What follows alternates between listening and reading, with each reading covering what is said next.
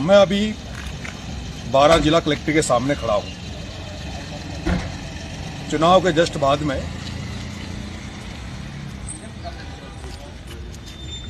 आपने देखा होगा कि चुनाव के दूसरे दिन मैं बाबा खाटू श्याम के दर्शन करने गया। उसके बाद मैं शंकराचार्य जी से मिला और उसके बाद में मैं राजनीतिक परिदृश्य के तहत भाई चंद्रशेखर आजाद, हनुमान जी बेनीवाल साहब से मिला। और अभी मैं कल जब 12 में आया था तो मेरा मन था कि मैं छबड़ा जाकर लोगों को धन्यवाद दूं, लोगों से मिलूं और अंता में लोगों से मिलूं, उनके हालचाल जानूं, बात करूं। लेकिन 12 में आने के बाद अभी कल से मैं जब गांव में घूम रहा हूं, लोगों से मिल रहा हूं, तो एक बड़ी समस्या मेरे सामने यहां 12 में नजर आई और वो समस्या है खाद की किल्लत। जब मैं चुनाव लड़ रहा था तब इस हाड़ौती में अन्नदाता डीएपी के लिए दर दर की ठोकरें खा रहा था, लाइनों में लग रहा था, पुलिस की लाठियां खा रहा था।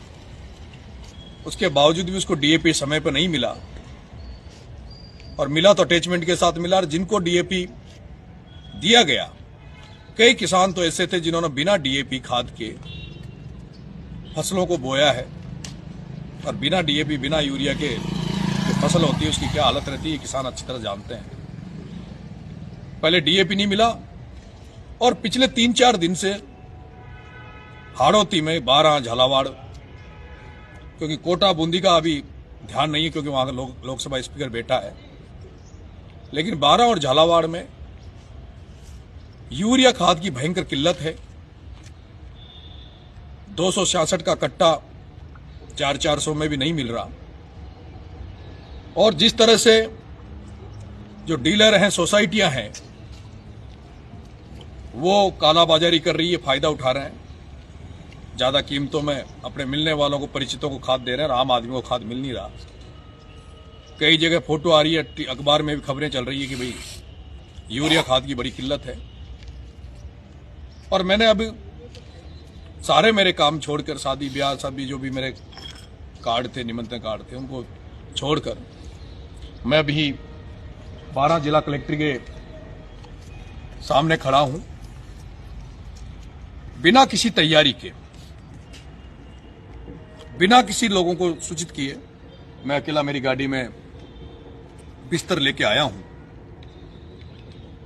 जिला प्रशासन से भी अवगत कराना चाहता हूं कि मुझे इस लाइव के माध्यम से इससे मुझे धरने की परमिशन दी जाए। हम अभी एप्लीकेशन लगा देंगे। मैं बिस्तर साथ में लेके आया हूं। अभी यहां पर इसी वक्त खाद की किल्लत के खिलाफ तुरंत प्रभाव से 12 जिला प्रशासन यूरिया खाद की व्यवस्था करे, अन्यथा मैं अभी धरने पे बैठा हूं। और अगर जल्दी ही यूरिया खाद की किल्लत को खत्म नहीं किया गया तो नरेश मीणा भूख हड़ताल, आमरण अनशन पर यहां पर बैठेगा। मैं आसपास के जो भी 12 जिले के आसपास के जो भी गांव में मेरे शुभचिंतक बैठे हैं, जो भी साथी बैठे हैं, उनसे आग्रह करूंगा कि आपके इस भाई की जो अन्नदाता की लड़ाई लड़ने यहां आया है 12 कलेक्ट्री पे, किसानों की लड़ाई लड़ने जो 12 कलेक्ट्री पे आया है, इसकी मदद करने, आप आशीर्वाद देने 12 कलेक्ट्री पे जरूर पधारना। मेरे साथ हमारे किसान नेता भाई साहब दीनबंधु जी धाकड़ साहब हैं, पूर्व प्रधान रामेश जी हैं, इनसे भी मैंने बात की कि भाई इस तरह के हालात है।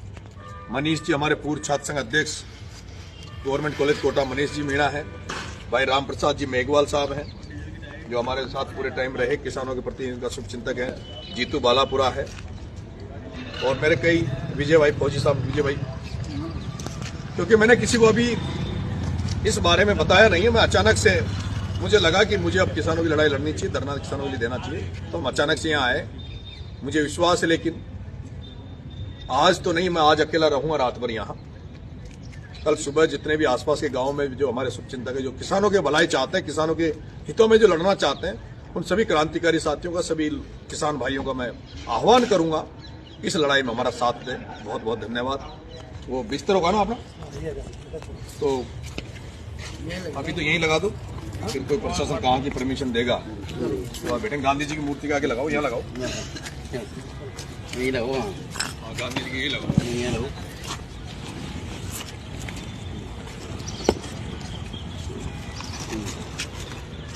मैं प्रशासन से ये अवगत करा देना चाहता हूं कि मैं अकेला आया हूं, तो प्रशासन ये नहीं समझे कि नरेश मीणा अकेला है, क्योंकि ये किसानों की लड़ाई है, लाखों हजारों किसानों की लड़ाई लड़ रहा हूं।